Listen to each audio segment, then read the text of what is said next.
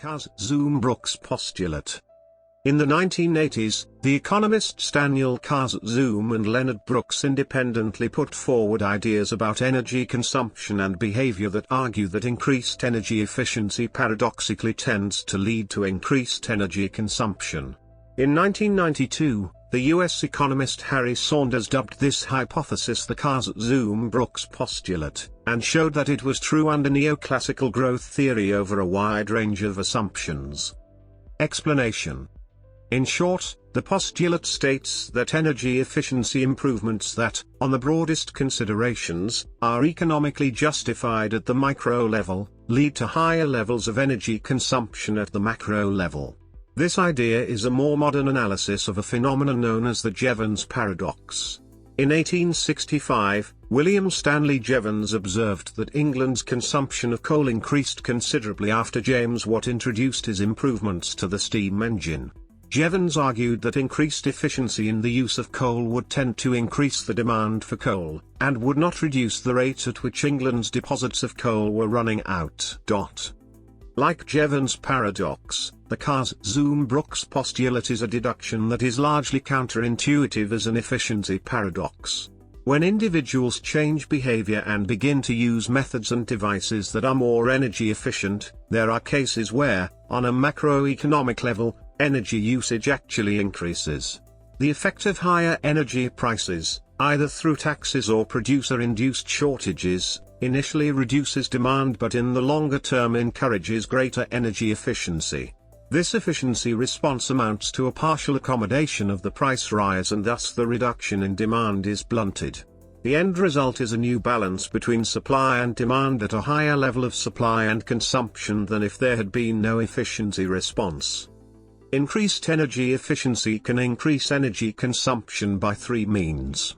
Firstly, increased energy efficiency makes the use of energy relatively cheaper, thus encouraging increased use. Secondly, increased energy efficiency leads to increased economic growth, which pulls up energy use in the whole economy. Thirdly, increased efficiency in any one bottleneck resource multiplies the use of all the companion technologies, products and services that were being restrained by it. One simple example is that suburban development limited by water use can be doubled if the houses adopt water efficiency measures that cut their water demand in half. That way a small efficiency can have large opposite multiplier effect. Similarly, cars that use less fuel are likely to cause matching increases in the number of cars and trips and companion travel activities rather than a decrease in energy demand.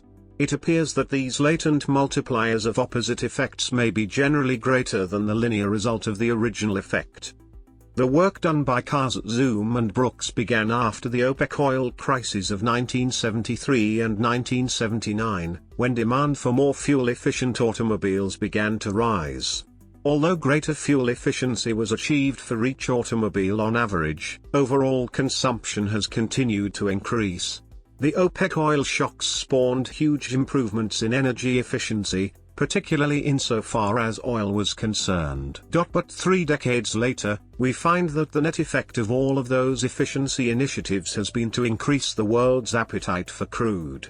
While oil per unit of GDP has fallen impressively in large energy-consuming economies like the United States, total oil consumption, and indeed, total energy consumption, continue to grow by leaps and bounds. The increase in energy usage has dwarfed the gains in economic efficiency. Hence, instead of capping energy demand, what we observe is that improvements in energy efficiency lead to ever and ever greater levels of energy usage, or, rather, that improvements in energy efficiency were associated with increased energy usage. Many of the increases that can be seen from empirical data might as well have taken place without efficiency gains, possibly leading to even larger increases. Further important considerations are the potentials and limits of the efficiency multiplier effect, considering efficiency as a kind of complex system learning process. At the beginning of the learning curve, efficiency and productivity improvements get physically easier to achieve, and then later improvement slows as the difficulty of learning increases and the practically achievable level of efficiencies is reached. In market systems, the investor choices may be driven by physical benefits or financial ones independently, so they may conflict. Promoting efficiencies that accelerate the depletion of resource necessities may raise their monetary value by increasing scarcity, and successively decreasing physical returns on investment (ROI).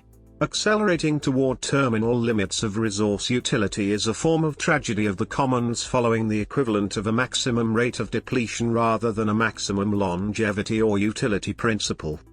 The rebound effect will usually be larger if energy costs make up a large share of the total costs of a given product or its consumption, and will also depend on demand elasticities.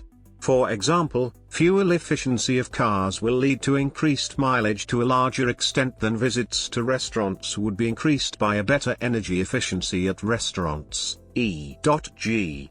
For cooking, fridges, heating, energy costs make up a smaller amount of total costs for restaurants and will therefore influence their prices to a smaller extent, and thus also not the number of visits to restaurants. Publications.